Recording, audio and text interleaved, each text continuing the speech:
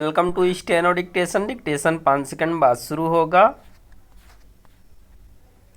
Start. विदेशी अंशदान विनियमन अधिनियम यानी FCRA में संशोधन वाले विधेयक को संयुक्त संसदीय समिति में भेजने से पक्ष विपक्ष के बीच सहमति बनने के आसार कम ही हैं, क्योंकि विपक्षी दल इसे वापस लेने की मांग पर अड़े थे। इस कानून में संशोधन पर विपक्ष के साथ अमेरिकी सांसद को भी आपत्ति थी। इसके अतिरिक्त ईसाई संगठन भी इस कानून में संशोधन परिवर्तन के खिलाफ थे। उचित यही होता कि सरकार इस विधेयक पर संसद में चर्चा कराने को प्राथमिकता देती और फिर आवश्यक समझती तो उसे JPC को भेजती। बिना किसी चर्चा के इस विधेयक को JPC भेजने से ऐसा लग रहा है कि सरकार किसी दबाव में आ गई। जो भी हो, किसी कानून में संशोधन सरकार का अधिकार है। विपक्ष प्रस्तावित संशोधनों पर अपनी आपत्ति जता सकता है, लेकिन वह इस पर अड़ नहीं सकता कि संशोधन किया ही न जाए। आखिर इसके पहले भी FCRA में संशोधन किया गया है और यह इसलिए किया गया था कि कुछ गैर सरकारी संगठन विदेशी धन के बल पर पर्यावरण संरक्षण की आड़ में विकास विरोधी हरकतें करते हुए पाए गए थे। FCRA यह तय करता है कि NGO, ट्रस्ट आदि विदेश से प्राप्त दान किन उद्देश्यों पर खर्च कर रहा है।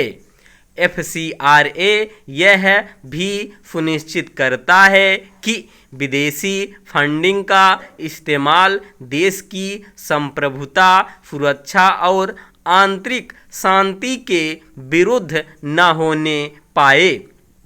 हालांकि FCRA में यह प्राविधान है कि राजनीतिक दल, नेता, उम्मीदवार, जज, सरकारी कर्मचारी आदि विदेशी चंदा प्राप्त नहीं कर सकते, लेकिन इसकी अनदेखी नहीं की जा सकती कि कई संस्थाएं यह स्पष्ट करने से इनकार करती हैं कि उन्होंने विदेश से मिले पैसे किस मद में खर्च किए।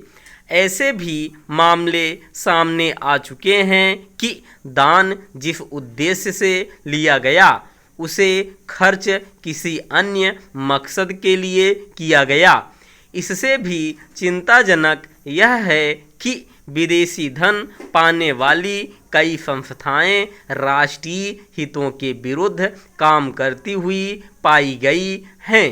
क्या यह किसी से छिपा है कि कुडनकुलम परमाणु परियोजना के खिलाफ धरना प्रदर्शन करने वाले संगठन ऐसा ही करते पाए गए थे? यह निष्कर्ष उस संप्रग सरकार का था जिसका नेतृत्व कांग्रेस कर रही थी। क्या यह विडंबना नहीं कि आज यही कांग्रेस FCRA में संशोधन के खिलाफ है? देश में कार्यरत NGO एक तरह का उद्यम बन गए हैं। कई NGO संदिग्ध चरित्र वाले हैं और उन पर देश हित विरोधी कार्यों और खासकर विकास विरोधी माहौल बनाने तथा मतांतरण में लिप्त होने के आरोप लगते रहे हैं। इसे देखते हुए FCRA में उपयुक्त संशोधन किए ही जाने चाहिए।